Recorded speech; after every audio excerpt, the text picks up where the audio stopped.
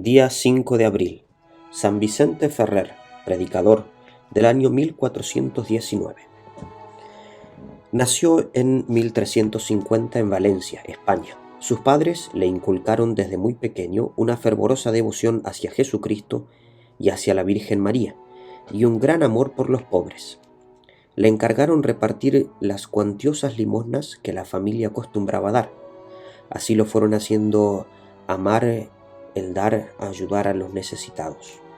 Le enseñaron a hacer una mortificación cada viernes en recuerdo de la pasión de Cristo, y sus padres también cada sábado le enseñaron a honorar a la Virgen Santísima.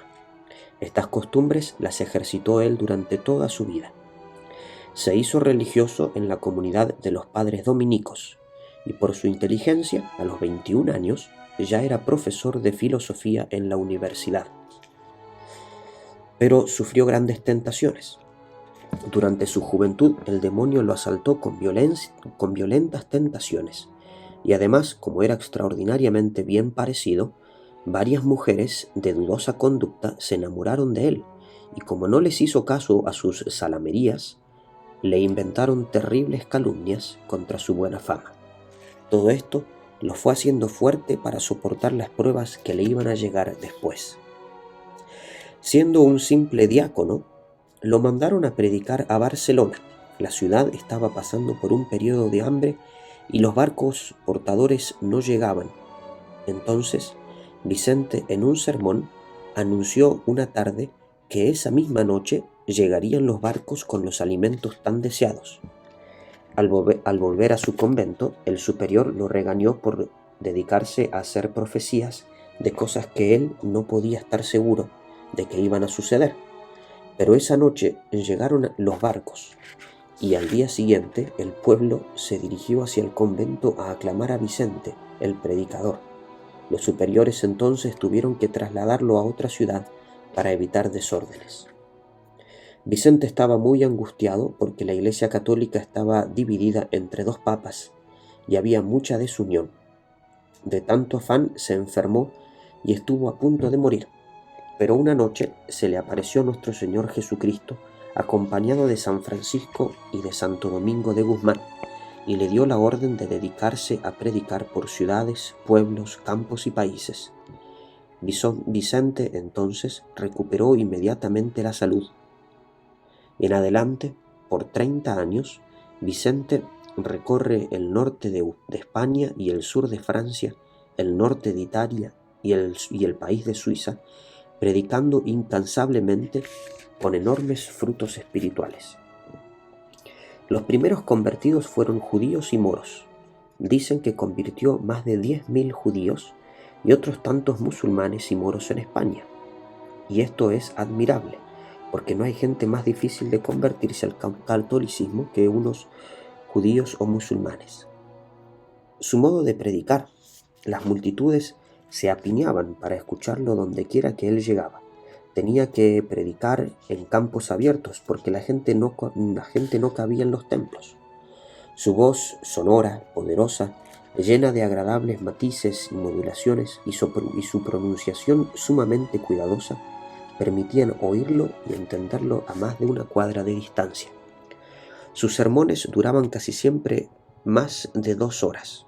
Un sermón suyo de las 7 palabras en el Via Crucis en el Viernes Santo duró 6 horas, pero los oyentes no se cansaban ni se aburrían, porque sabía hablar con tal emoción y de temas tan propios para esa gente, con frases tan propias de la Santa Biblia, que a cada uno le parecía que el sermón había sido compuesto para él mismo en persona. Antes de predicar, duraba 5 o más horas rezando para pedir a Dios la eficacia de la palabra y conseguir que sus oyentes se transformaran al oírlo. Dormía en el puro suelo, ayunaba frecuentemente y se trasladaba a pie de una ciudad a otra. En aquel tiempo había predicadores que lo que buscaban era agradar a los ídolos, y componían sermones rimbombantes que no convertían a nadie. En cambio, a San Vicente lo que le interesaba no era lucirse, sino convertir a los pecadores. y su predicación conmovía hasta los más fríos e indiferentes. Su voz, poderosa, llegaba hasta lo más profundo del alma. En pleno sermón se oían gritos de pecadores pidiendo perdón a Dios, y a cada rato caían personas desmayadas de tanta emoción. Gentes que siempre se habían odiado hacían las paces y se abrazaban. Pecadores endurecidos en sus vicios pedían confesarse.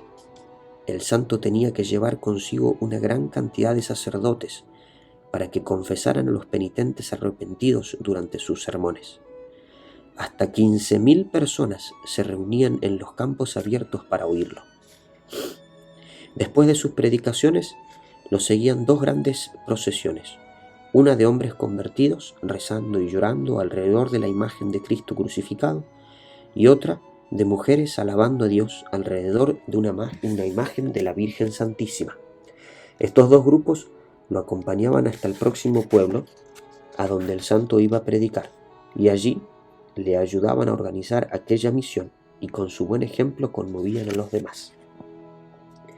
Como la gente se lanzaba hacia él para tocarlo y quitarle pedacitos de su hábito para llevarlos como reliquias, tenía que pasar por entre las multitudes rodeado de un grupo de hombres encerrándolo y protegiéndolo entre maderos y tablas. El santo pasaba saludando a todos con su sonrisa franca y su mirada penetrante que llegaba hasta el alma. Las gentes se quedaban admiradas al ver que después de sus predicaciones se disminuían enormemente las borracheras y las costumbres de hablar mal, de hablar de cosas malas, y las mujeres dejaban ciertas modas escandalosas o adornos que demostraban demasiada vanidad y gusto de aparecer.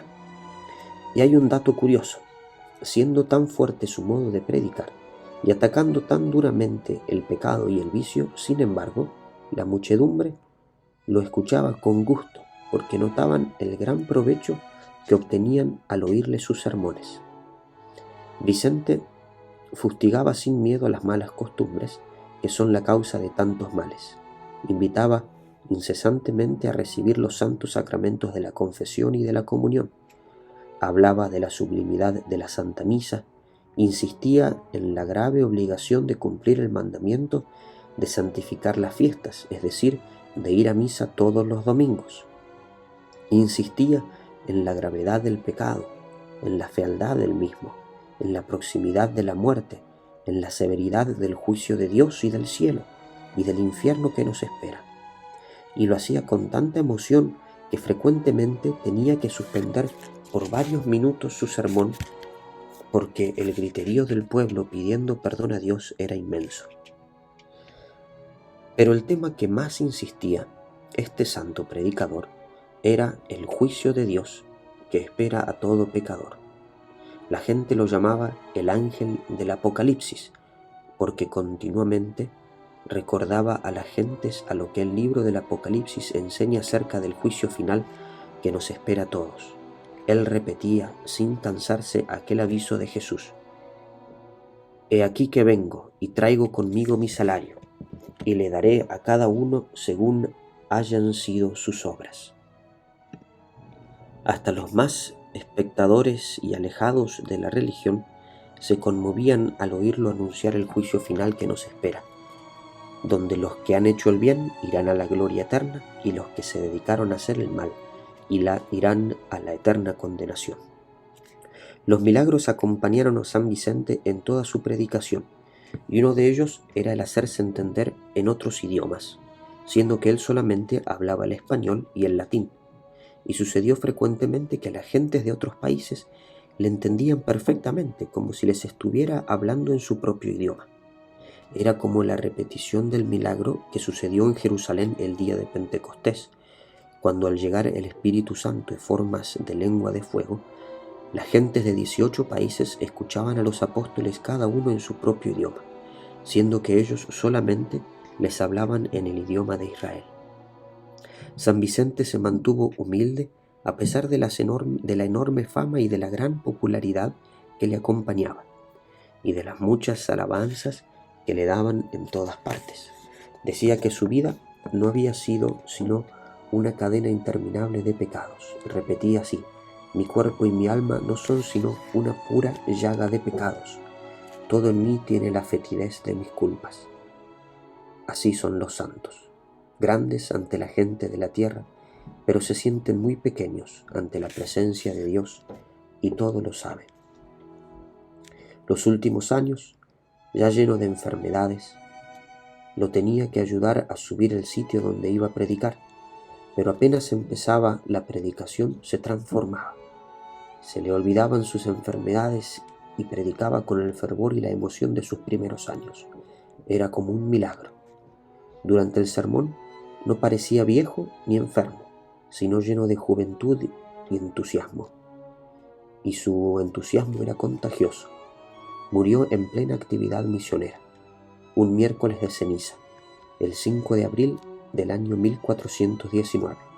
Fueron tantos sus milagros y tan grande fama que el Papa lo declaró santo a los 36 años de haber muerto, en 1455.